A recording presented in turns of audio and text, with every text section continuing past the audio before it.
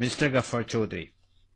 I'm John Newden, a Bangladeshi American, and most importantly, I'm from Sylhet. I normally don't go for tit for tat, but this issue is not simply a tit for tat because of your denigrating remark about Sylhet and Sylheti population as a whole. You said the Sylheti people were Langol to London.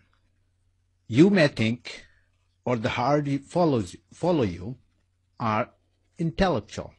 Nazi propaganda minister Joseph Goebbels thought himself of intellectual too. But you are simply a bigot. I wouldn't give you the credit of race-baiting bigot because you are no way superior than any Sylheti, and I would not call you as inferior because I don't want to be on the same level as you. Your ignorance about Sylhet, its rich history, heritage, and the adventurous nature of Sylheti people made you do that. So I figure you do need some education about Sylhet. So let's start, shall we? I'll start off the recent history, then we'll go back as far as I can. Let's start with 1947. In 1947, here you could see the map on the screen. We, the Sylheti people, came with East Pakistan. Do you know how we came to with East Pakistan? Because Sylhet was so important that India did not want to let Sylhet go. On the same token, Pakistan wanted Sylhet. So the British rule decided there should be a referendum. And simply by 2% majority, 4 districts out of 7 districts of Sylhet came with East Pakistan. And we lost 3 of our districts to India.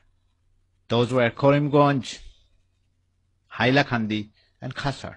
We have families that are still there. I have families, my immediate families. And important thing is we were tested as our loyalty to then it's Pakistan, now it's Bangladesh. Now let us fast forward to 1971, when the nation needed someone to lead armed forces and Mukti Bahini against Pakistanis. A courageous Sylheti retired officer, Jalal Osmani.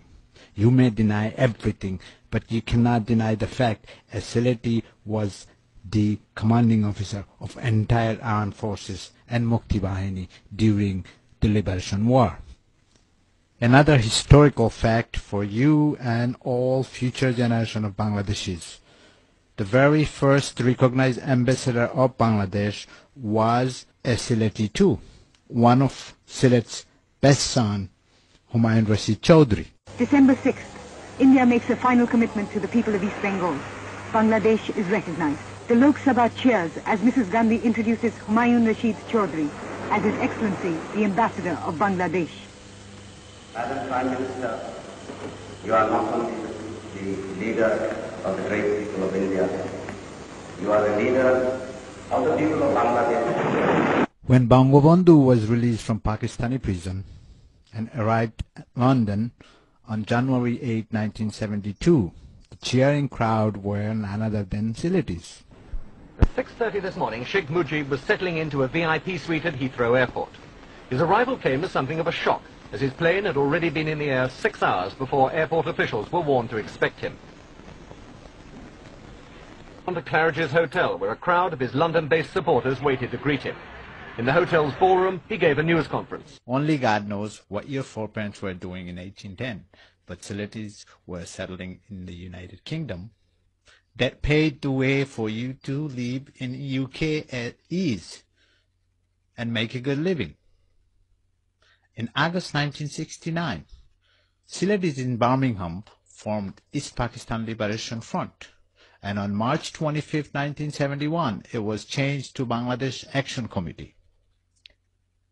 Back in those days, I meant in the 60s and 70s, there were no other source of foreign remittance for Bangladesh other than the Sylhetis in UK and in the United States, because you didn't have no Middle Eastern foreign remittance then. And because of Sylhetis in UK, on May 3rd, 1971, 300 MP of British Parliament decided to support Bangladesh. That led to expelling Pakistan from Commonwealth. Here is another historical fact for you and the rest of the Sylheti haters. I'm sure you know a lot more about Indian independence struggle than me.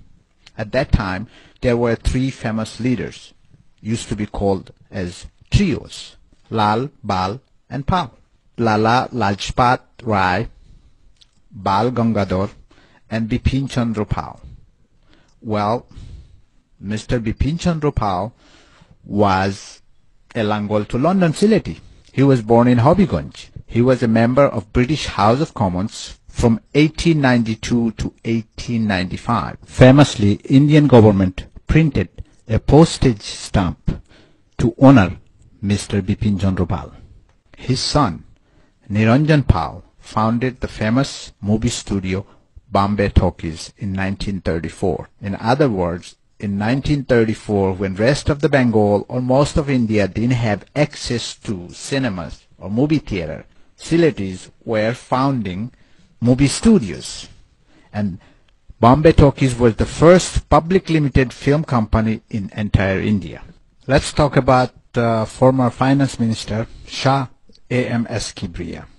What this Sylheti did for Bangladesh, you couldn't have done 1% of that in your entire pathetic life. He was serving as political counselor in the Pakistan Embassy in Washington, D.C.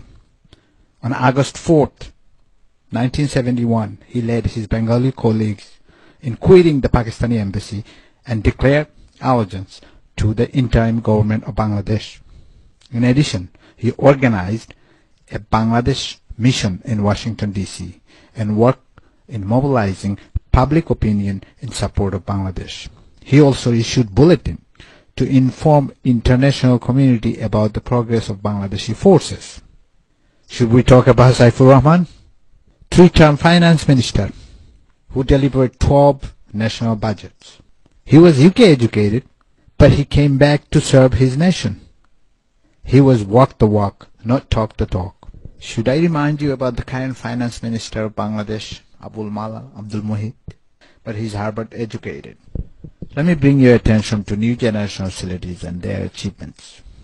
I'll start off with UK, then come back to US. Let's start with Anwar Chaudhry. Anwar Chaudhry, the 11th British High Commissioner to Bangladesh, and currently serving as 21st United Kingdom Ambassador to Peru. Well, he was born in Sylhet. Then he migrated to UK. Then let's come to Rosna Ara Ali, current MP and former Shadow Minister for International Development. She was born in Sylhet too. And then let's talk about the Justice Khatun Sapnara.